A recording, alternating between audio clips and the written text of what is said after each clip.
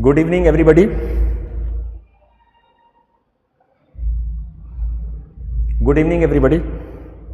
आज हम लोग AITS के जो पेपर 5th है ऑल इंडिया टेस्ट सीरीज का, आज उसका हम लोग डिस्कशन करने जा रहे हैं। केमिस्ट्री वाला सब्जेक्ट, केमिस्ट्री सब्जेक्ट का, और उसमें भी मैं अभी आपके साथ डिस्कस करूंगा ऑर्गेनिक केमिस्ट्री वाला पोर्शन। ठीक है, तो ये अगर आप देखें तो ये पेपर खुला हुआ है AITS का। इसमें जो पहला क्वेश्चन आ रहा है हमारा इनऑर्गेनिक का, जो मैं ऑर्गेनिक और इनऑर्गेनिक वाला पोर्शन आपके साथ डिस्कस कर रहा हूँ। ये क्वेश्चन नंबर 49 अगर आप देख रहे हैं तो क्वेश्चन नंबर 49 ये बोल रहा है कि the correct order of electronegativity will be. आपको मालूम है कि पूरी पीरियोडिक टेबल में सबसे ज्यादा इलेक्ट्रोनिगेटिव एटम कौन होता है? फ्लोरीन। उसके बाद होता है क्लोरीन। तो आपका ये जो इसमें आंसर आएगा, ये फैक्ट वाले क्वेश्चन है, इसमें कोई याद, तो आपका आंसर आ जाएगा ये वाला, थर्ड वाला। ठीक है, तो आपका आंसर आएगा यहां पे थर्ड, फ्लोरीन, क्लोरीन, सल्फर और फास्फोरस। दूसरा क्वेश्चन है क्वेश्चन नंबर 50, ये भी आपका इनऑर्गेनिक का है। पूछ रहा है कि एम्फोटेरिक ऑक्साइड कौन से होते हैं। ठीक है, तो एम्फोटेरिक ऑक्साइड जो होता है वो होता है एल्यूमिना, मतलब आपका फोर्थ वाला ऑप्शन Al2O3 जो होता है वो मतलब एम्फोटेरिक ऑक्साइड होते हैं। अब आते हैं हम लोग नेक्स्ट क्वेश्चन जो इसका आएगा।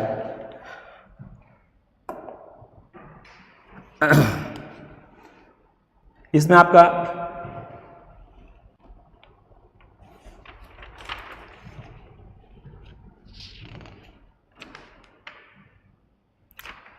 (52) क्वेश्चन जो है वो आपका इनऑर्गेनिक का है। बोल ये रहा है कि which of the following ionisation process bond order is increase and magnetic behaviour has change. देखिए, बॉन्ड ऑर्डर निकालने का एक शॉर्टकट तरीका होता है कि जो टोटल नंबर ऑफ इलेक्ट्रॉन होते हैं, टोटल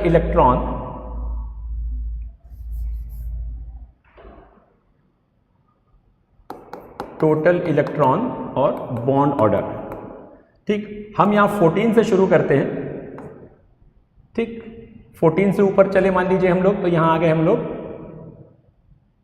13, 12, 11 और 10। इधर आ गए तो 15, 16, 17 और 18। इसका बॉन्ड ऑर्डर होता है 3। हर में क्या करेंगे, एक एक बढ़ा रहे हैं या एक एक कम कर रहे हैं, तो 0.5 डिक्रीज करते जाते हैं। 15 ले लिया तो 2.5 हो गया, 16 ले लिया तो 2 हो गया, 17 ले लिया तो 1.5 हो गया, और 18 ले लिया तो 1 हो गया। यहाँ भी ऐसी 2.5, 2, 1.5 और ये 1। तो अगर हम लोग यहाँ देखें पहले वाले ऑप्शन में, तो पहले वाले ऑप्शन में ये आपको ये बोल रहा है कि बॉन्ड ऑर्डर इंक्रीज करना चाहिए अगर हम लेफ्ट टू राइट चल रहे हैं। तो NO का बॉन्ड ऑर्डर अगर हमको निकालना है तो NO का बॉन्ड ऑर्डर हम निकालेंगे कैसे? NO आपका क्या हो गया? नाइट्रोजन और ऑक्सीजन, नाइट्रोजन और ऑक्सीजन। इसमें क्या करेंगे हम लोग, सम कर देंगे इनके इलेक्ट्रॉन को, जो टोटल इलेक्ट्रॉन है। तो यहां से अगर सम करेंगे तो टोटल इलेक्ट्रॉन आ गए 15 आ रहा है, मतलब उसका बॉन्ड ऑर्डर NO का कितना हो जाएगा? NO का बॉन्ड ऑर्डर हो जाएगा 2.5, जो यहाँ पे आप देख पा रहे हैं। इनका टोटल जो आएगा वो 2.5 हो जाएगा। और बाद में हो गया वो NO+। अगर वो NO+ हो जा रहा है तो NO+ में क्या होगा? नाइट्रोजन के पास तो 7 इलेक्ट्रॉन, अब ऑक्सीजन के पास भी 7 इलेक्ट्रॉन हो गए होंगे, क्योंकि एक इलेक्ट्रॉन लूज किया, क्योंकि पॉजिटिव चार्ज लिया। तो यहां से टोटल इलेक्ट्रॉन आ जाएंगे 14 आने का मतलब है इसका बॉन्ड ऑर्डर कितना आ जाएगा? इसका जो बॉन्ड ऑर्डर आएगा NO का, NO+ का, वो आ जाएगा 3। इसका मतलब है बॉन्ड ऑर्डर इंक्रीज कर गया। तो आपका ऑप्शन सही होगा फर्स्ट वाला। पहले तो आप यही देख लीजिएगा, बाद में मैग्नेटिक बिहेवियर देखने की जरूरत ही नहीं पड़ेगी। वैसे अगर मैग्नेटिक बिहेवियर देखेंगे तो ये वाला डायमैग्नेटिक है और एक दूसरा जो है पैरामैग्नेटिक है। डायमैग्नेटिक और पैरामैग्नेटिक का कॉन्सेप्ट आपको पता ही है। डायमैग्नेटिक मतलब जो कि मॉलिक्यूलर ऑर्बिटल में अगर सारे के सारे इलेक्ट्रॉन पेयर्ड होंगे तो वो क्या होगा? आपका डायमैग्नेटिक होगा। अगर एक भी अनपेयर्ड हो गए तो वो क्या हो जाएगा? पैरामैग्नेटिक हो जाएगा। अब आते हैं नेक्स्ट क्वेश्चन पे।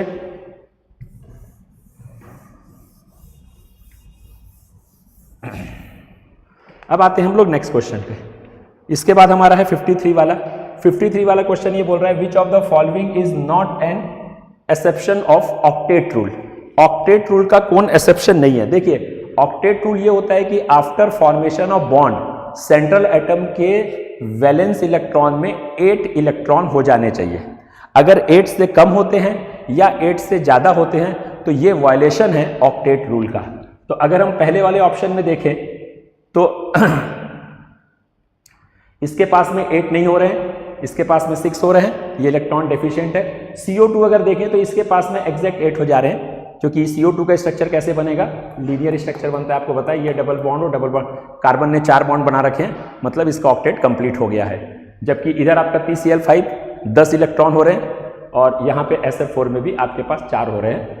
तो अगर देखा जाए तो CO2 में आपके पास क्या हो जा रहे हैं, यहाँ पे 6 इलेक्ट्रॉन हो जा रहे हैं सल्फर के पास में, इसके पास में ऑक्टेट कंप्लीट हो रहा है। तो ये भी आपका जस्ट ऑक्टेट कंप्लीट कर रहा है, बाकी सब अपना ऑक्टेट कंप्लीट नहीं कर रहे हैं। तो इसका आंसर हो जाएगा आपका 53 का सेकंड वाला। अब आते हैं नेक्स्ट क्वेश्चन 54 क्या बोल रहा है, which of the following molecule from second excited state central atom, मतलब किसमें आपका सेकंड एक्साइटेड स्टेट में सेंट्रल एटम यूज करके हाइब्रिडाइजेशन हो रहा है। ध्यान से समझिएगा इसको।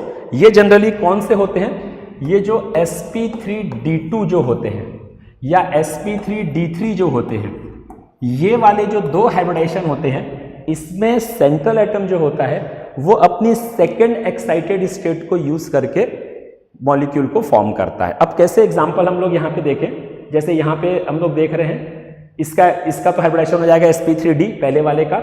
इसका जो देखेंगे XeF4, तो XeF4 का अगर हम लोग हाइब्रिडाइजेशन देखें तो XeF4 में जिनॉन जो है आपका सेंट्रल एटम बना, और जिनॉन की जो वैलेंस शेल कॉन्फ़िगरेशन जो लिखेंगे हम लोग, जिनॉन आता है हीलियम, नियॉन, आर्गन, क्रिप्टॉन और जिनॉन। 1 2 3 4 5 फिफ्थ पीरियड में आ रहा है, तो 5s2 5p6 और 5d0 मैंने अभी लिख रखा है यहाँ पे। अब जिनॉन की यहाँ पे जो GS है, ग्राउंड स्टेट पे अगर मैं इसका कॉन्फ़िगरेशन देखूंगा तो ये 5s में 2 इलेक्ट्रॉन है, 5p में 6 इलेक्ट्रॉन है और 5d आपका अभी बिल्कुल खाली है, इसमें कोई भी इलेक्ट्रॉन नहीं है। पर हमको कितने बॉन्ड बनाने हैं, हमको 4 बॉन्ड बनाने हैं। कैसे पता चल रहा है, 4 फ्लोरीन है, तो 4 बॉन्ड बनाने के लिए आपको क्या करना पड़ेगा, आपको 4 अनपेयर्ड इलेक्ट्रॉन बनाने पड़ेंगे एक्साइटेड स्टेट में। तो अगर मैं 4 अनपेयर्ड इलेक्ट्रॉन बनाना चाहूंगा तो मुझे 2 पेयर को खोलना पड़ेगा। ये 5s में 2 हैं, अब 5p और ये है 5d। अब आप देख रहे हैं ये इलेक्ट्रॉन जंप करके इधर आएगा तो एक ये खाली हो जाएगा, एक इलेक्ट्रॉन जंप करके इधर आएगा तो ये भी खाली हो जाएगा और ये पेयर रह जाएगा। तो आपने देखा 2 एक्साइटेड स्टेट इसने लिया। फर्स्ट में आपने क्या किया, एक पीके पेयर्ड इलेक्ट्रॉन को डी में शिफ्ट किया और दूसरी बार में फिर से एक पीके इलेक्ट्रॉन को डी में शिफ्ट किया। तो इस प्रकार से 2 एक्साइटेड स्टेट इसने ले ली। तो यहां से जो हाइब्रिडाइजेशन हुआ, यहां से जो बनेगा कंपाउंड वो बनेगा आपका sp3d2। ये हाइब्रिडाइजेशन लेगा और इसकी जो ज्योमेट्री बनेगी वो ऑक्टाहेड्रल बनेगी और शेप बनेगा जो वो स्क्वायर प्लेनर बनेगा। तो यहां पे पूछ ये रहा था कि जो इसका आंसर हो जाएगा आपका 54 का थर्ड, जिनॉन टेट्राफ्लोराइड, क्योंकि इसमें 2 एक्साइटेड स्टेट यूज होगी तब ये कंपाउंड बना पाएगा जिनॉन टेट्राफ्लोराइड। अब आते हैं हम लोग नेक्स्ट क्वेश्चन में, जो हमारा नेक्स्ट स्लाइड पे हमारे पास आएगा, और वो है आपका 61 वाला क्वेश्चन। बोल रहा है कि which of the following stability order पूछा है कार्बोकैटायन का। आपको मालूम है बहुत सिंपल क्वेश्चन ये, कार्बोकैटायन की स्टेबिलिटी जो होती है 3 डिग्री कार्बोकैटायन सबसे ज्यादा स्टेबल होता है, क्योंकि उसमें नंबर ऑफ अल्फा हाइड्रोजन क्या होते हैं, सबसे ज्यादा होते हैं, और फिर 2 डिग्री, फिर 1 डिग्री और फिर मिथाइल। तो ये वाला आपका ऑर्डर आएगा 4th वाला, क्योंकि इसमें 3 डिग्री कार्बोकैटायन इस डिक्रीजिंग ऑर्डर में दे रहा है। अब आते हैं नेक्स्ट क्वेश्चन 62, स्टेटमेंट वाला क्वेश्चन है। The geometry of the CH3 is tetrahedral. ये तो सही है, ज्योमेट्री जो होती है CH3 की वो टेट्राहेड्रल होती है। कैसे, क्योंकि CH3 माइनस जो दे रहा है, कार्ब एनाइन जो दिया हुआ है, इसकी ज्योमेट्री पूछ रहा है, और कार्ब एनाइन में जो हाइब्रिडाइजेशन होता है वो आपको पता है sp3 होता है, और sp3 हाइब्रिडाइजेशन की जो ज्योमेट्री होती है वो टेट्राहेड्रल ही होती है। तो पहला स्टेटमेंट तो करेक्ट है। फिर बोल रहा है कि carb A9 is sp2 hybridise, ये गलत है, क्योंकि कार्ब एनाइन जो होता है वो sp3 हाइब्रिडाइज होता है, sp2 हाइब्रिडाइज होता है कार्ब कैटायन। ठीक, तो इसका मतलब है statement 1 is correct but statement 2 is incorrect. इसका मतलब है 62 का आंसर हो जाएगा आपका थर्ड वाला। फिर इसके बाद आते हैं हम लोग 63 वाला क्वेश्चन भी ऑर्गेनिक का है, हाइब्रिडाइजेशन का मतलब इनऑर्गेनिक का।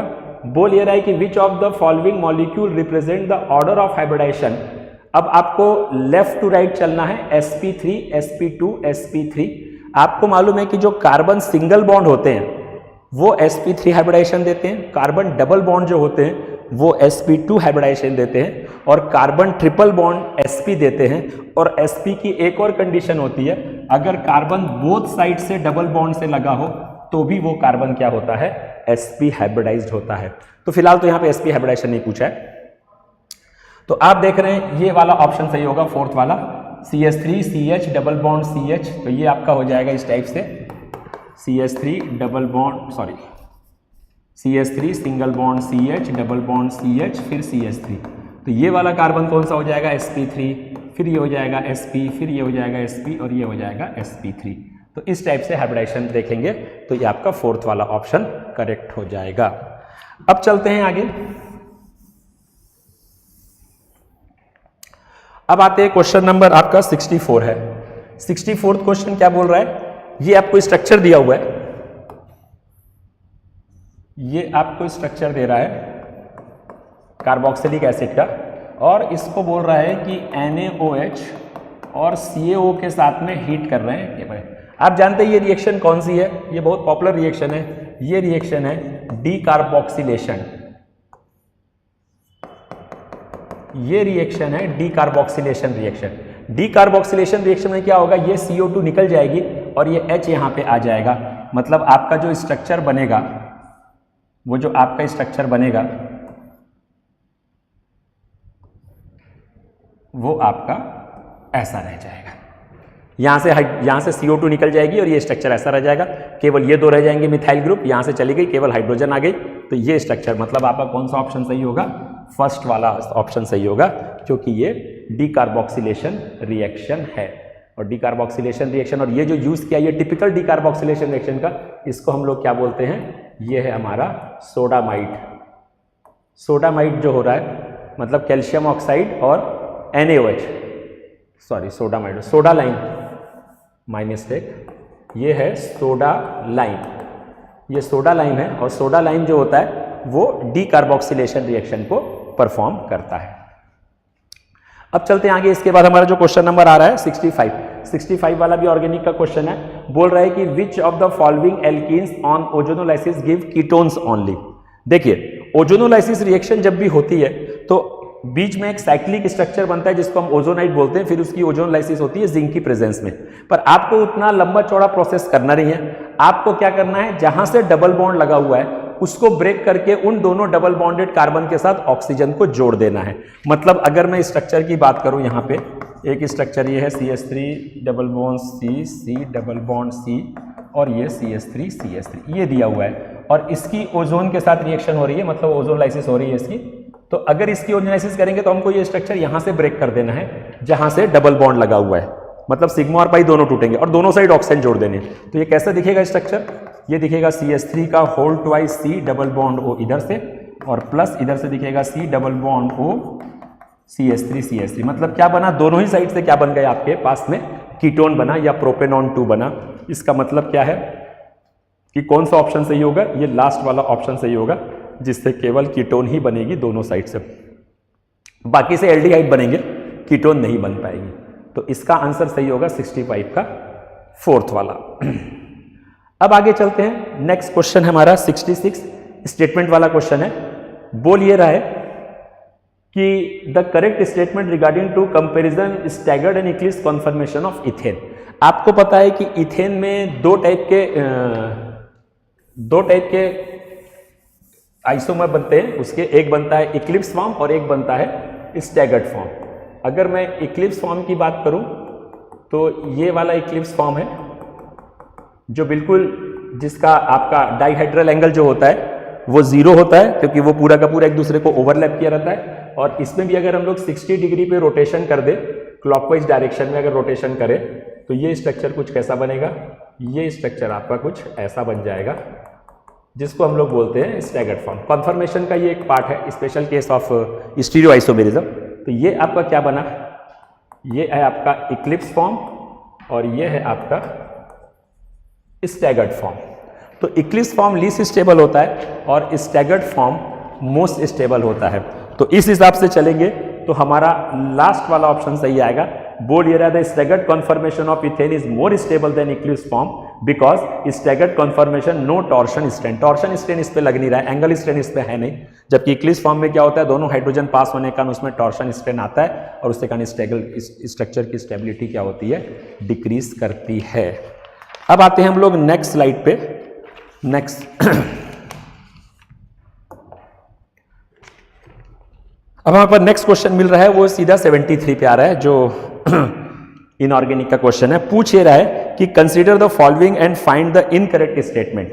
आपको इनकरेक्ट स्टेटमेंट को फाइंड आउट करना है 73 वाले क्वेश्चन में। ये भी फैक्ट वाले हैं, इनऑर्गेनिक वाले जनरली क्वेश्चन जो होते हैं वो फैक्ट वाले रहते हैं। तो पहला दे रहा है SF4 is a gas. Yes, ये सही है। SF4 जो होती है वो एक गैस होती है। Among the hexahalide, hexafluoride are only stable halide. बिल्कुल ये सही बात है कि किसी के भी जो हेक्साहेलाइड होते हैं वो उसमें जो फ्लोराइड होता है वो सबसे ज़्यादा स्टेबल होता है। उसका रीज़न क्या है, उसका सबसे बड़ा रीज़न है कि फ्लोराइड का साइज क्या होता है, छोटा होता है और इसी कारण क्या होता है, वो कम स्पेस घेरता है सेंट्रल एटम का। जैसे मैं बनाऊंगा IF7, तो IF7 में जो हेक्साफ्लोराइड बन रहा है, हेप्टाफ्लोराइड बन रहा है, इसमें आपका केवल फ्लोरीन वाला स्टेबल होगा, IBr7 नहीं बनेगा, है ना, क्योंकि ब्रोमीन का साइज बड़ा होने के कारण क्या होगा, वो सरफेस एरिया कवर नहीं कर पाएगा सेंट्रल एटम के, क्योंकि ये बल्की ग्रुप्स हैं। तो ये स्टेटमेंट भी सही है कि हेक्साहेलाइड जो होता है वो ओनली स्टेबल हैलाइड का फॉर्मेशन करता है। नेक्स्ट अगर हम लोग तीसरा देखें ऑप्शन में, तो बोल रहा है the absence of D orbital oxygen limits the covalency of 4 and. बिल्कुल सही बात है। ऑक्सीजन जो होता है वो सेकेंड पीरियड का एलिमेंट है और उसके पास डी ऑर्बिटल होते नहीं है, तो अपनी जो कोवेलेंसी है वो एक्सीड नहीं कर सकता, क्योंकि वो अनपेड इलेक्ट्रॉन बना ही नहीं पाएगा। जो पेड इलेक्ट्रॉन को अनपेड करने के लिए आपके पास वैकेंट डी ऑर्बिटल चाहिए, जो ऑक्सीजन के पास नहीं है, क्योंकि ऑक्सीजन सेकेंड पीरियड का एलिमेंट है। अब बच गया चौथा, reducing property of dioxide increases from SO2 to tellurium oxide. ये गलत है स्टेटमेंट और यही सही है, क्योंकि जो रिड्यूसिंग प्रॉपर्टी होती है वो इंक्रीज करती है डाउन द ग्रुप जाने पर ऑक्साइड का, क्योंकि size of the central atom increase होने से capability to gain the hydrogen बढ़ जाती है और इससे कारण क्या होता है, रिड्यूसिंग प्रॉपर्टी इंक्रीज करती है। तो इसका आंसर हो जाएगा आपका 73 का फोर्थ वाला। अब चलते हैं आगे 74 क्वेश्चन बोल रहा है ये कि E represent the elements belong to carbon family. Okay ठीक है। एंड X जो है फ्लोरीन, क्लोरीन, ब्रोमीन, आयोडीन। तो एक रिएक्शन दे रहा है E+2X2 और उसने फॉर्म किया है EX4, मतलब टेट्राहेलाइड बनाया है और बोल रहा है stability tetrahalide decreases down the group of the 14 group. बिल्कुल सही है। टेट्राहेलाइड और यहाँ पे E क्या है, E जो है वो 14th ग्रुप एलिमेंट है, 14 ग्रुप एलिमेंट है, मतलब E जो है वो क्या होगा आपका E जो होगा वो होगा आपका कार्बन, सिलिकॉन, जर्मेनियम, टिन और लेड। जैसे जैसे हम डाउन द ग्रुप आते हैं, आपको शायद पता होगा कि डाउन द ग्रुप आने पर इनर्ट पेयर इफेक्ट इंक्रीज करता जाता है और इनर्ट पेयर इफेक्ट इंक्रीज करने के कारण क्या होता है, +2 ऑक्सीडेशन स्टेट की जो स्टेबिलिटी है वो डाउन द ग्रुप बढ़ती जाती है और +4 की डिक्रीज करती जाती है। तो पहला ऑप्शन इसने ये लिखा हुआ है कि stability of EX4 decreases down the group. बिल्कुल सही है। तो ये पहला स्टेटमेंट तो आपका सही है। दूसरा स्टेटमेंट बोल रहा है BI4 does not exist, PbI4। बिल्कुल सही है, क्योंकि आपको अभी इनर्ट पेयर इफेक्ट मैक्सिमम लग रहा है यहाँ पे लेड पे, और लेड में +4 वाली ऑक्सीडेशन स्टेट स्टेबल नहीं होती इसी कारण आपका PbI4 जो है वो नेचर में एग्जिस्ट करता ही नहीं है। तो ये भी ऑप्शन सही है। तीसरा ऑप्शन दे रहा है कि germanium and lead form EX2 as well. बिल्कुल सही है। जर्मेनियम और लेड जो होते हैं, मतलब जो होते हैं +2 वाली ऑक्सीजन स्टेट वाले भी हैलाइड का फॉर्म करते हैं। इसका मतलब हो गया कि इसमें जो ऊपर के जो तीन ऑप्शन थे वो करेक्ट थे, तो इसका आंसर हो जाएगा फोर्थ, ऑल ऑफ दिस। अब आते हैं नेक्स्ट क्वेश्चन, इसमें 75 वाला जो कि इनऑर्गेनिक का है। बोल रहा है when potassium dichromate treated with the basic media a yellow colour is produce. ठीक बात है कि पोटेशियम डाइक्रोमेट जो है मतलब K2Cr2O7, अगर इसको हम लोग बेसिक मीडिया में रिएक्शन कराते हैं तो यहाँ पे CrO4 2 माइनस, जिसको हम लोग क्रोमेटाइन बोलते हैं, डाइक्रोमेटाइन से जो क्रोमेटाइन में कन्वर्ट हो गया, और इसी का कलर क्या होता है, येलो होता है। तो ये क्या होगा, ऑरेंज से येलो कलर में कन्वर्ट हो जाता है, और डाइक्रोमेट का जो ओरिजिनल कलर होता है वो क्या होता है, ऑरेंज होता है। तो ऑरेंज से येलो हो जाता है, तो इसका आंसर हो जाएगा क्रोमेटाइन CrO4 2 माइनस। अब चलते हैं हम लोग नेक्स्ट स्लाइड पे। अब हमारे पास क्वेश्चन नंबर है 76। बोलिए which pair of element have similar atomic radii. ये तो बहुत इजी क्वेश्चन था और ये फैक्ट वाला भी है। ये सेकंड ऑप्शन इसमें सही होगा, जर्कोनियम और हॉफनियम। जर्कोनियम और हॉफनियम दोनों क्या हैं, F ब्लॉक के एलिमेंट हैं, और due to lanthanide contraction in दोनों के जो साइज होते हैं वो ऑलमोस्ट इक्वल हो जाते हैं। ये आपने पढ़ा भी है और ये बिल्कुल फैक्ट वाला क्वेश्चन है और बड़ा पॉपुलर क्वेश्चन भी है, कई बार पूछा गया कॉम्पिटिशन में। अब आते हैं हम लोग क्वेश्चन नंबर 77 में। बोल रहा है कि which among the following is a spin free complex. Spin free complex, देखिए स्पिन फ्री कॉम्प्लेक्स का मतलब ये होता है कि जो हाई स्पिन कॉम्प्लेक्स जो बनाते होते हैं, मतलब जिसमें अनपेड इलेक्ट्रॉन ज्यादा होते हैं, वो स्पिन फ्री कॉम्प्लेक्स बनाते हैं। और अगर देखा जाए इसमें तो जो आपका ये वाला जो है, मतलब हेक्साफ्लोरिडो कोबाल्टेट थर्ड आयन जो आपका फोर्थ वाला है, ये चूंकि आप देखेंगे अगर इसका तो अनपेड इलेक्ट्रॉन इसमें ज्यादा आएंगे, क्योंकि कोबाल्ट का जो एटॉमिक नंबर होता है, कोबाल्ट का एटॉमिक नंबर होता है 27 और इसका वैलेंस शेल कॉन्फ़िगरेशन होता है 4s2 3d7 और कोबाल्ट की ऑक्सीडेशन स्टेट है +3। तो कोबाल्ट अगर +3 में जाएगा तो ये हो जाएगा 4s0 3d6 हो जाएगा। और अगर हम इसका GS लिखेंगे, ये मैं इसका ग्राउंड स्टेट लिख रहा हूँ, जब हमने लिगेंड्स यूज नहीं किया हुआ है, तो उस कंडीशन में हम देखेंगे तो ये 3d है, ये 4s है, ये मैं थोड़ा छोटा बना दूँ, ये 4p है और ये यहाँ पे ले रहा हूँ मैं 4d को, ये 4d, ये 4p, ये 4s और 3d। अब d में इलेक्ट्रॉन है 6, 1 2 3 4 5 6, ये तो हुड्स के अकॉर्डिंगली फिल किया। अब होगा क्या कि यहाँ पे जो लिगेंड यूज हो रहा है वो यूज हो रहा है आपका फ्लोरीन, जो कि वीक फील्ड लिगेंड है। और वीक फील्ड लिगेंड की जो एक्साइटेड स्टेट में जाएंगे तो वीक फील्ड लिगेंड की एक प्रॉपर्टी होती है कि जो d के जो अनपेयर्ड इलेक्ट्रॉन है उनको पेयर नहीं कर पाता। तो ये 1 2 3 4, ये जो अनपेयर्ड इलेक्ट्रॉन है ये एज इट इज रह जाएंगे, और जो लिगेंड अपने लोन पेयर भेजेगा, लिगेंड अपने लोन पेयर जो भेजेगा वो कहां से भेजेगा, लिगेंड अपने लोन पेयर भेजेगा, वो भेजेगा आपके 4s से स्टार्ट करेगा। और कितने आने हैं टोटल आपके पास में, कॉम्प्लेक्स क्या था आपका, कॉम्प्लेक्स यहाँ पे था COF6 3 माइनस। तो आपको 6 मोल लिगेंड्स हैं, तो लिगेंड अपने लोन पेयर यहां से भेजेगा 1 2 3 4 5 और 6। तो हाइब्रिडाइजेशन क्या हो गया आपका यहाँ पे sp3d2 हुआ। और ये जो रह गए 4 आपके पास अनपेयर्ड इलेक्ट्रॉन, इसी कारण ये क्या हो जाएगा आपका स्पिन फ्री कॉम्प्लेक्स बना लेगा वीक फील्ड लिगेंड के कारण। तो इसका आंसर हो जाएगा आपका 4th वाला। अब नेक्स्ट क्वेश्चन बोलिए ये सेम कि which of the following complex ion is colourless. ठीक है, तो ये पहला वाला ऑप्शन, क्योंकि कलरलेस कॉम्प्लेक्स का मतलब ये होता है कि जिसके पास में कोई भी अनपेयर्ड इलेक्ट्रॉन ना हो, सारे के सारे पेयर्ड हो। मतलब डाई मैग्नेटिक अगर कॉम्प्लेक्स है तो वो कलरलेस होगा और पैरामैग्नेटिक होगा तो वो कलर्ड फॉर्म करेंगे। तो इसमें ऑप्शन सही होगा आपका पहला वाला, क्योंकि इसमें जो है सारे के सारे पेयर्ड इलेक्ट्रॉन है, कोई भी आपके पास में अनपेयर्ड इलेक्ट्रॉन नहीं बचा है। अब नेक्स्ट क्वेश्चन जो आ रहा है आपका 79 वाला भी, कि which of the following is use as a treatment of the lead poisoning. Lead poisoning हम लोग यूज करते हैं EDTA को। ये भी आपका फैक्ट वाला क्वेश्चन है, इसको भी आपको याद रखना पड़ेगा। ये लेड पॉइजनिंग में हम लोग इस्तेमाल करते हैं EDTA का। ये कमर्शियल यूज में जो जब हम लोग पढ़ते हैं कोऑर्डिनेशन केमिस्ट्री में, जो कमर्शियल यूज क्या है इनके कॉम्प्लेक्सेस के, तो वहाँ पे ये आपको मिल जाएगा NCERT में। फिर नेक्स्ट क्वेश्चन आपसे बोल रहा है, ये 4 दे रहा है और बोल रहा है कि correct order of SN1 reaction, मैं क्वेश्चन नंबर 80 देख रहा हूँ, correct order of SN1 reaction for the given compound.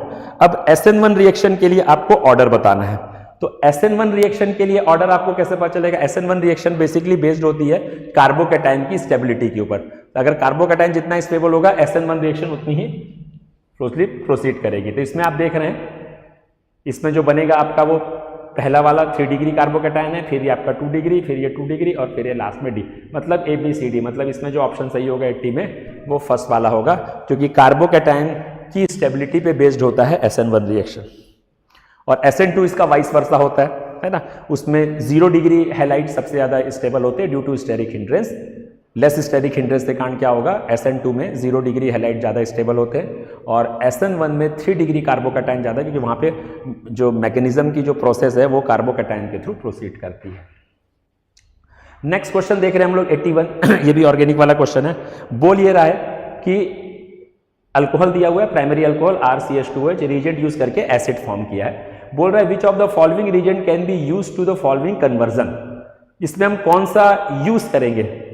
ठीक, तो बेसिकली इसमें जो हम लोग यूज करते हैं, इसमें जो हम लोग यूज करेंगे वो कौन सा होगा आपका, ये जिसको हम लोग PCC के नाम से जानते हैं, है ना, पायरिडीनियम क्लोरोक्रोमेट।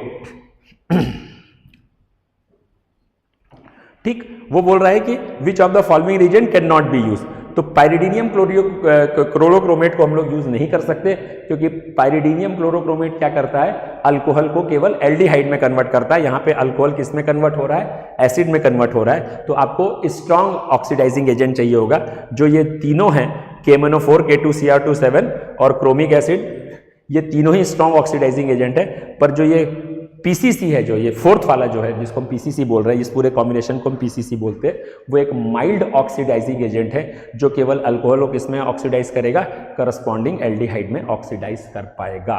तो आंसर हो जाएगा आपका फोर्थ वाला 81 का। अब जो नेक्स्ट क्वेश्चन आ रहा है हमारा 82, वो भी ऑर्गेनिक वाला है।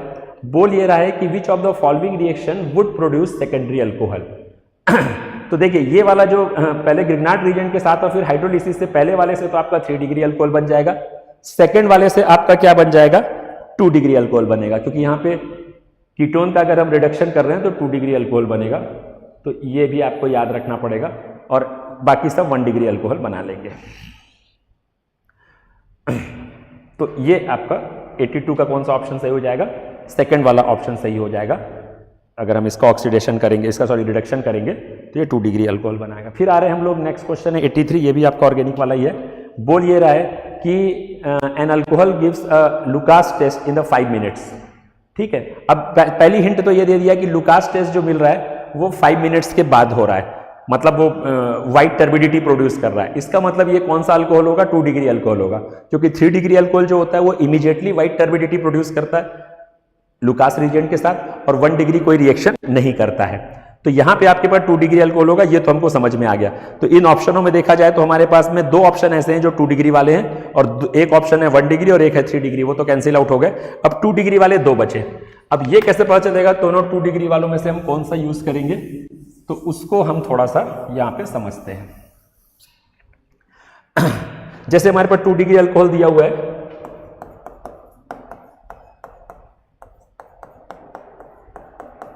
जैसा लिखा है मैंने वैसे लिखा, एक ऑप्शन ये है और दूसरा ऑप्शन आपका ये है।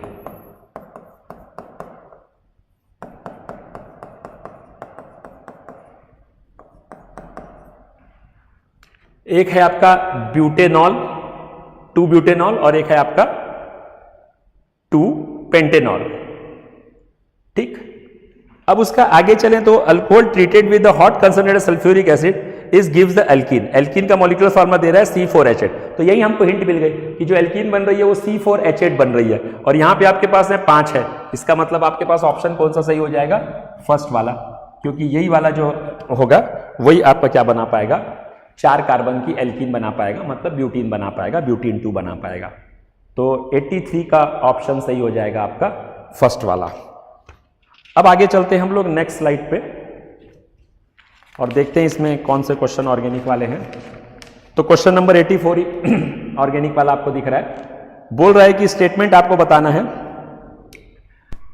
Two statement, acetone is soluble in water. Yes, acetone soluble होता है वाटर में, और उसकी सबसे बड़ी वजह है क्योंकि एसीटोन क्या करता है, इंटरमॉलिक्यूलर हाइड्रोजन बॉन्ड बना लेता है वाटर मॉलिक्यूल के साथ में। तो एसीटोन दो तरीके से बनाता है। एसीटोन में जो ऑक्सीजन होती है ये वाटर के साथ में हाइड्रोजन बॉन्ड बना लेती है इस टाइप से, इस टाइप से, और इसकी जो इधर जो मिथाइल ग्रुप होता है ये भी क्या करता है, ऑक्सीजन के साथ में इधर वाटर मॉलिक्यूल फॉर्म करता है इस टाइप से, और due to formation of intermolecular hydrogen bond जो होते हैं ये सॉल्युबल हो जाता है। तो स्टेटमेंट 1 भी सही है और स्टेटमेंट 2 भी सही है, तो बोथ स्टेटमेंट आर करेक्ट। तो इसका ऑप्शन सही हो जाएगा आपका फोर्थ वाला 84 का। अब आते हैं 85 क्वेश्चन। 85 क्वेश्चन बोल रहा है, ये आपको स्ट्रक्चर एक दिया हुआ है, ये बड़ा पॉपुलर स्ट्रक्चर है, इसको हम लोग बोलते हैं क्यूमीन। ये स्ट्रक्चर दिया हुआ है, ये है क्यूमीन, इसी को बोलते हैं आइसोप्रोपाइल बेंजीन। अब क्यूमीन को हम लोग O2 के साथ, एयर के साथ रिएक्शन कराते हैं, यहां पे जो आपको कंपाउंड मिलता है वो मिलता है क्यूमीन परऑक्साइड।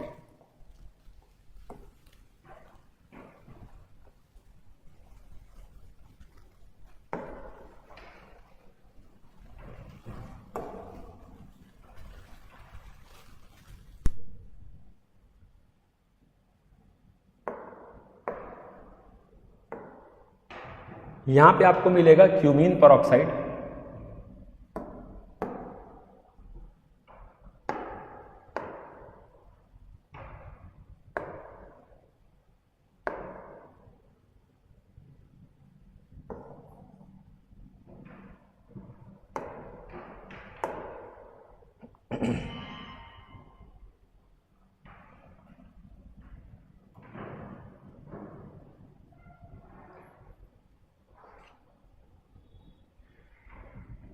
ये हमारा मिल जाएगा क्यूमीन परऑक्साइड, इसको हम लोग बोलते हैं क्यूमीन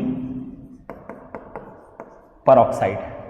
अब ये क्यूमीन परऑक्साइड को जब हम लोग उसके साथ रिएक्शन कराएंगे, ये बता रहा है आपका वाटर के साथ इसकी हाइड्रोलिसिस करेंगे, H2O के साथ रिएक्शन कराएंगे, तो यहाँ हमको मिलता है फिनॉल, यहाँ हमको मिल जाएगा फिनॉल। तो आपका जो P कंपाउंड है, ये A कंपाउंड हो गया क्यूमीन परऑक्साइड, और जो P कंपाउंड मिला वो क्या मिला आपको,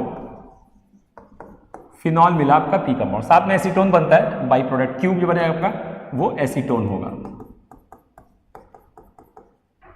ठीक, तो आपका P और Q कंपाउंड क्या बन रहा है, फिनॉल और एसीटोन। मतलब इसमें आपका ऑप्शन सही होगा पहला वाला। ठीक है, तो ये ध्यान में रखिएगा। अब आते हैं नेक्स्ट क्वेश्चन जो हमारा ऑर्गेनिक का है, वो है आपका 86 वाला। फॉर्मल्डिहाइड दिया हुआ है मिथेनॉल, उसी ग्रिग्नार्ड रीजन के साथ रिएक्शन करा रहा है फॉलोड बाय हाइड्रोलिसिस। तो यहां पे जो X कंपाउंड बनेगा, मतलब फॉर्मल्डिहाइड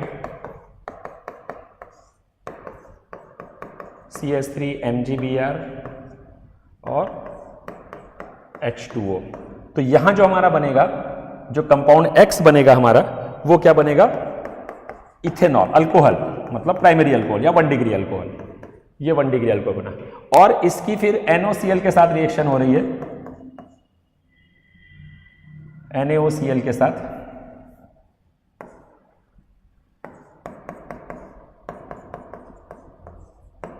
तो यहां Y कंपाउंड बन रहा है, तो Y कंपाउंड जो बनेगा आपका, वो बनेगा आपका क्लोरोफॉर्म CaCl3। ये क्लोरोफॉर्म वाली रिएक्शन है, इसमें आपका Y कंपाउंड बन जाए क्लोरोफॉर्म, और साथ में बनेगा सोडियम फॉर्मेट जो बाई प्रोडक्ट हो रहा है वो आपको दे रहा है। अब पूछ रहा है कि Y कंपाउंड क्या बनेगा, ये है आपका Y कंपाउंड, ये आपका बन गया Y कंपाउंड। बोल ये रहा है कि कंपाउंड Y इज ट्राइक्लोरोमीथेन। यस, इसका क्लोरोफॉर्म का यूपीएससी नाम होता है ट्राइक्लोरोमीथेन। पहला स्टेटमेंट तो सही है, मतलब पहला ऑप्शन सही है। Compound Y is chloroform, yes ये भी सही है आपका। अब बोल रहा है compound Y gives the salicylic aldehyde Y treated with the phenol in presence of alkali. Yes ये भी सही है। ये कौन सी रिएक्शन है, बड़ी पॉपुलर रिएक्शन है, राइमर-टीमन रिएक्शन है, जिसमें फिनॉल की रिएक्शन हम लोग क्लोरोफॉर्म और KOH के साथ कराते हैं, तो वहां पे बनता है सैलिसिलिक एल्डिहाइड। तो इसमें तीनों ऑप्शन सही थे, तो आपका आंसर हो जाएगा फोर्थ वाला, ऑल ऑफ दिस ये करेक्ट है। अब नेक्स्ट क्वेश्चन जो हमारा है 87 वाला क्वेश्चन, ये भी आपका ऑर्गेनिक वाला है। ये एमाइड फंक्शनल ग्रुप लगा हुआ है जो PFG है, प्रिंसिपल फंक्शनल ग्रुप, और इसकी रिएक्शन करा रहा है NaOBr के साथ में, और आपसे मेजर प्रोडक्ट पूछ रहा है कि क्या बनेगा। ठीक, तो इसमें आपका जो मेजर प्रोडक्ट बनेगा वो क्या बनेगा, आपका अमाइन बनेगी। ये कौन सी रिएक्शन है, ये है हॉफमैन ब्रोमामाइड रिएक्शन, जिसमें एमाइड जो होता है वो NaOH और KBr के साथ रिएक्शन करके बेस और ब्रोमीन के साथ रिएक्शन करके क्या बना लेता है, प्राइमरी अमाइन बनाता है 1 कार्बन लेस की। तो ये है हॉफमैन ब्रोमामाइड रिएक्शन 87 वाला, और इसमें जो आपका कंपाउंड बनेगा वो आपका बनेगा 3rd वाला। अब चलते हैं आगे नेक्स्ट स्लाइड पे। अब हमारे पास 89 क्वेश्चन जो है वो आपका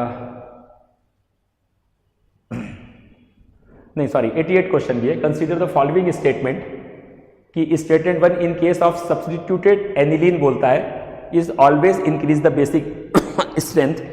अब तो पहला स्टेटमेंट जो बोल रहा है इन केस ऑफ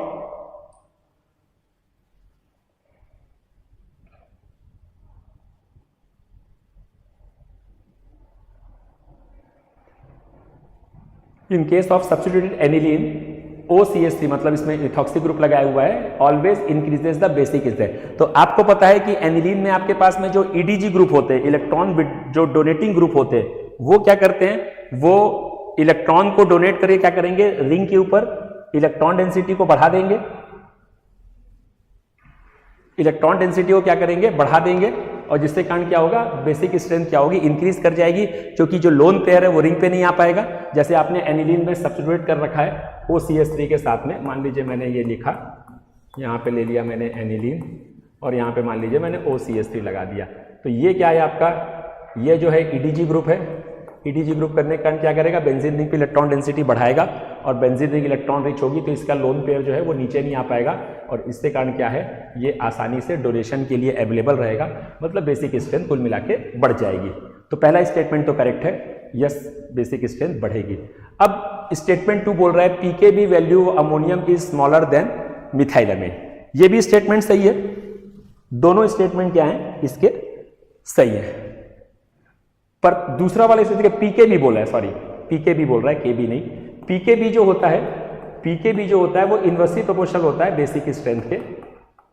तो बोल ये रहा है कि अमोनिया की जो है उसकी पीकेबी वैल्यू जो होती है वो मिथाइलामाइन से स्मॉलर है।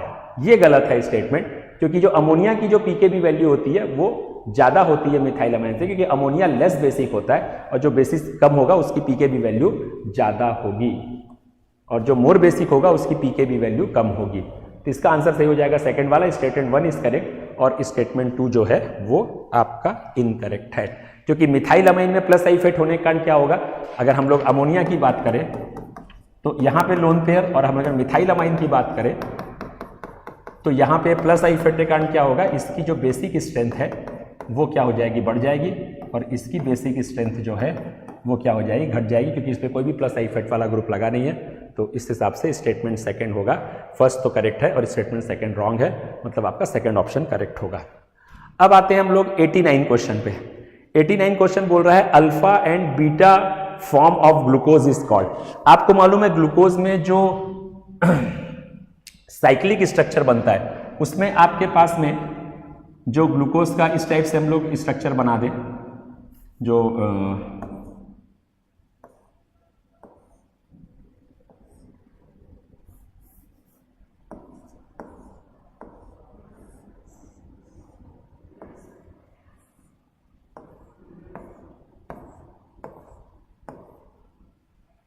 ये आपका फर्स्ट कार्बन, ये सेकंड, ये थर्ड, ये फोर्थ, ये फिफ्थ, और ये होता है 6 कार्बन। ये होता है ग्लूकोज का पायरानोज रिंग स्ट्रक्चर। इसमें अगर OH यहाँ है, मतलब राइट साइड पे, तो ये अल्फा ग्लूकोज है, और इसी में अगर OH ऊपर है तो वो क्या हो जाएगा, बीटा ग्लूकोज होगा। तो पहले कार्बन पे जो अल्फा और बीटा बोल रहा है, alpha and beta form of glucose, तो ये पहले कार्बन पे जो OH की जो चेंजेस होता है, एक अल्फा मतलब रहेगा, अगर राइट साइड हुआ तो अल्फा होता है, और लेफ्ट साइड होता है तो बीटा होता है। अगर ऐसा OH है पहले कार्बन पे तो वो क्या कहलाते हैं, they are called the anomers. इसका ऑप्शन सही होगा आपका सेकेंड वाला 89 का, ये है anomers, these are the anomers. अब आते हैं आखिरी क्वेश्चन हमारा जो है वो बोल रहा है कि कलर्ड कंपाउंड जो फॉर्म कर रहा है ये कंपाउंड, तो ये क्या है आपका, ये टेस्ट है सोडियम नाइट्रोक्लोराइड। आप जानते हैं सोडियम नाइट्रोप्रूसाइड,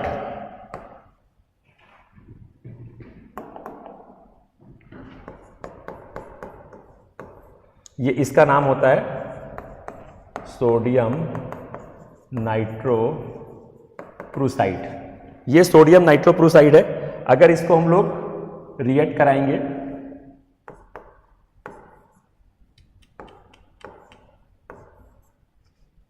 अगर हम लोग इसको रिएक्ट कराएंगे Na2S से, सोडियम सल्फाइड से, ये टेस्ट है सल्फाइड का, तो यहाँ पे बन जाएगा Na2FeCN5NOS, जो ये कंपाउंड बन रहा है यहाँ पे।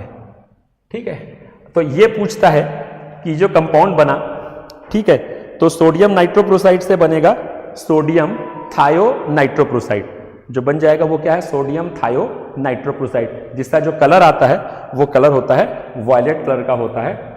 इसका कलर जो होता है वो वायलेट होता है। सोडियम नाइट्रोप्रूसाइड के साथ Na2S रिएक्ट करके ये आपका लेसिग्ने एक्सट्रैक्ट से बनता है, ये sodium sulphide. Lassaigne extract test of the, आपने उसमें देखे हैं टेस्ट ऑफ कार्बनिक कंपाउंड में सल्फर का ये कंफर्मेटरी टेस्ट है। तो ये कंपाउंड बनता है जिसका वायलेट कलर आता है, जिसका नाम है सोडियम थायोनाइट्रोप्रूसाइड। तो ये वाले क्वेश्चन का आंसर हो जाएगा आपका सेकंड वाला।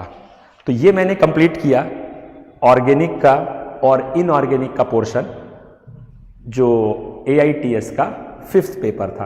उम्मीद करता हूं कि आपको इससे हेल्प मिलेगी डिस्कशन से, और अपने आप को आप यहां पे अपग्रेड करेंगे।